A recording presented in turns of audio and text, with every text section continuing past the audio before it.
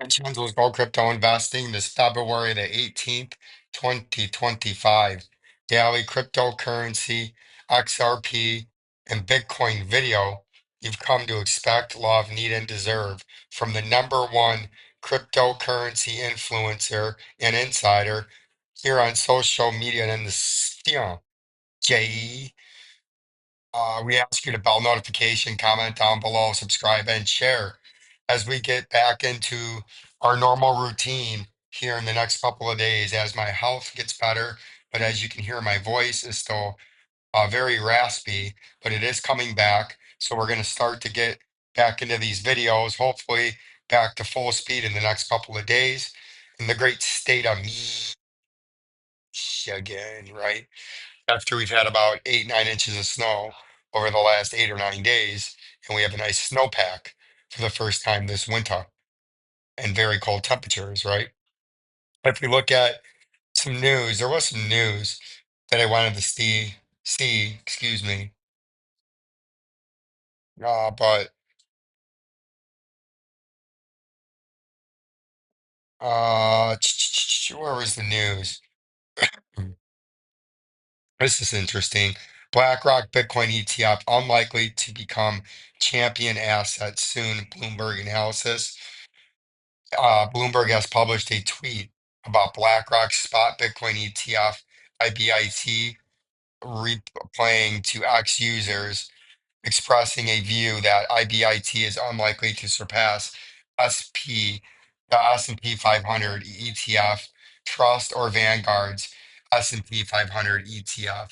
VO, IBIT unlikely to outpace SPY, and VU. The Bloomberg ETF analysis tweeted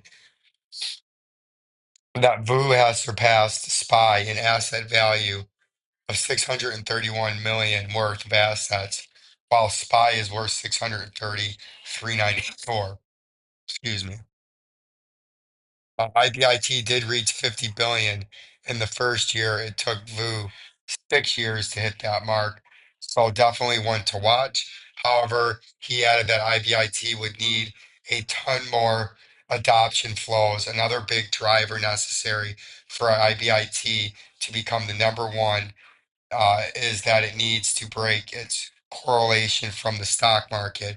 The problem is, according to the man Balchians, or whatever his name is, the world's largest cryptocurrency tends to decline with stocks decline, and this will make it harder to gain ground on VU, IVV, or VTI, etc. So that's very important. That's something that we already know that the Bitcoin flows. It's almost like having leverage on the stock market. If the stock market goes up 25%, Bitcoin might go up 75%. Last week, Micro Saylor did not sell any shares of a Class A common stock under its at the market equity offering program and did not purchase any Bitcoin as of 2/17/2025. So that's something interesting there. I got another chart I'll show you here in a few minutes about the credit card delinquency, which I think is very important for the overall economy. And if we look at the Bitcoin price, we looked at this earlier. You can hear my voice doesn't hold up very well as I talk longer. So this isn't going to be an extensively long video, but hopefully the next few days this does clear up and we can get back into our normal thing.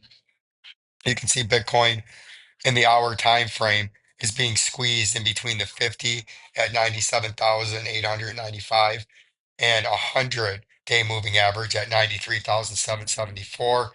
We did have a wick down today over the course of the day.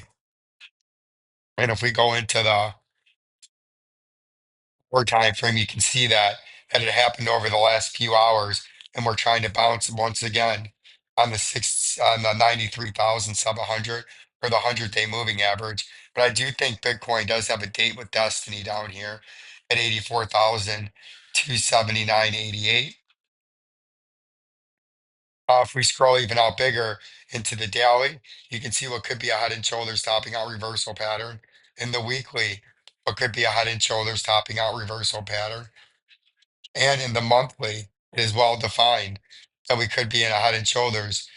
short to medium term topping out reversal pattern to where over the next 3 to 8 months, we might be forming the right side of the head, then trading into the right shoulder, and then coming down to an ultimate bear market target of down to about 32,366.05. So that's something that we're going to watch closely. Bitcoin dominance, something that we watch for the altcoin flow. If we go back to the daily, and I have to speed this video up because my voice now is starting to decline, just like the price has been declining. You can see Bitcoin dominance started to rise in the last day, and that did correlate with the altcoins dumping. And we know when Bitcoin dominance rises, altcoins dump. And when Bitcoin dominance dumps, altcoins pump. And it doesn't matter if Bitcoin's pumping along with it. With Bitcoin dominance pumping, Bitcoin can be crashing, but altcoins will relatively still be going up, right?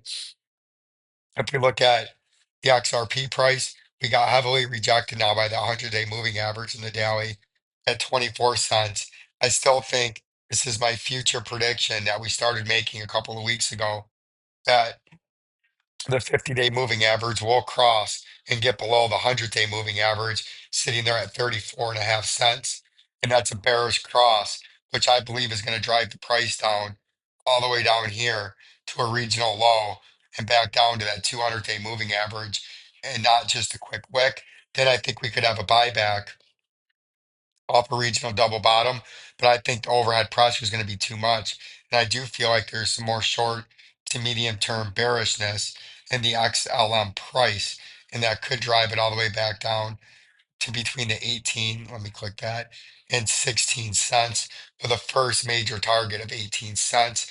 And that's something I'm going to keep watching out for you as we move along here before my voice completely gives out. XRP, I think, is in this head and shoulders topping out short to medium term bearish reversal pattern. And we got on top of this.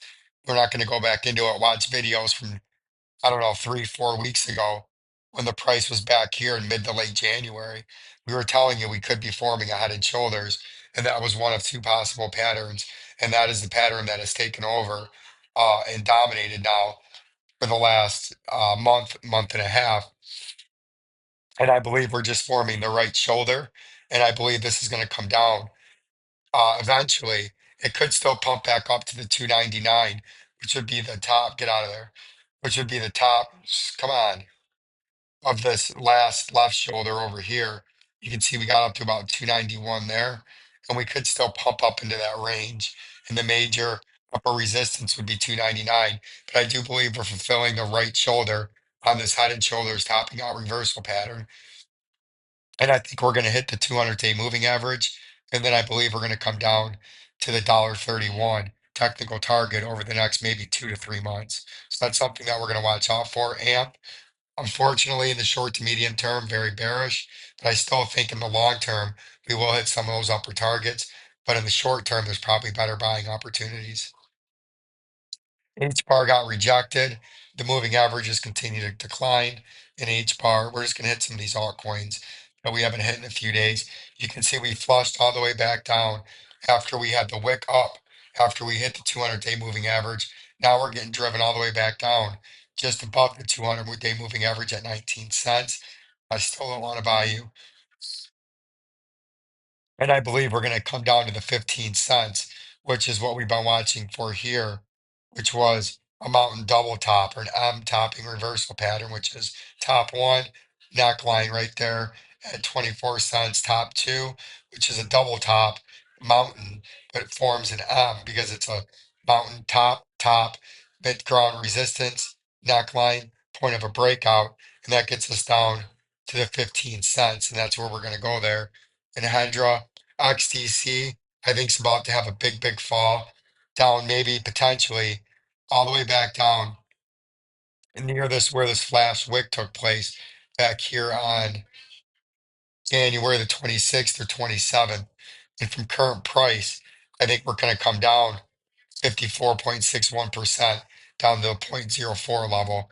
And I'll get more into that as my voice comes back. But today, we just can't do it. Algo, I think, is another one that's on the verge. And I have a big dump watch. J, right? I think this is going to come all the way back down here into the 10-cent level and maybe even below that. And then we're going to finish out. I know there's other coins you guys want, but my voice is just not going to make it. But one of my subscribers, uh, my beautiful subscribers, member Jabroni Killer, and I can't leave them hanging. I asked about, oh, Hbar. We do talk about Hbar. I think Hbar was up here. I forgot it's called Hydra. Isn't it the same one? 20 cents? Yeah, Hydra, Hbar. You have it up here. Oh, that's the one we just talked about. Yeah, it's got that mountain double top, right? So we did talk about H or Hydra or H bar. Yeah, the double top, so we can get that one off. And then I'll end out with some Quorum, because I know the one got Jabroni Killer member likes Quorum. And we continue to get rejected in Quorum at that 20 cent level. And I think unfortunately in Quorum, we might be coming back down to 10 cents. And I wanted to leave you off here. My voice is giving away quickly. But I wanted to leave you off here with the percentage of balance is 90 days delinquent by loan. You can see loans are there in green, 4.83% or more than 90 days delinquent. Student loans, now that they've been forced to start paying and the government subsidized and forgave some of them, that drove it back to zero. It was leading the pack. But look at credit cards. Back in quarter 1, they were up there at about 14%, 13%. And now at the last quarter, one of 2023, oh, that was quarter 1 of 2010. We're almost to a 14-year high as we're at 11.35%. And as we do know what was going on in '08, '09, and 10, as the delinquencies were that high, we had a financial crisis, right?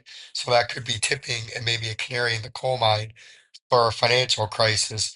But unlike last time, we had about 7% in mortgage delinquencies in '08, '09, '10, after it was ramping up in 2006, 7, and 8.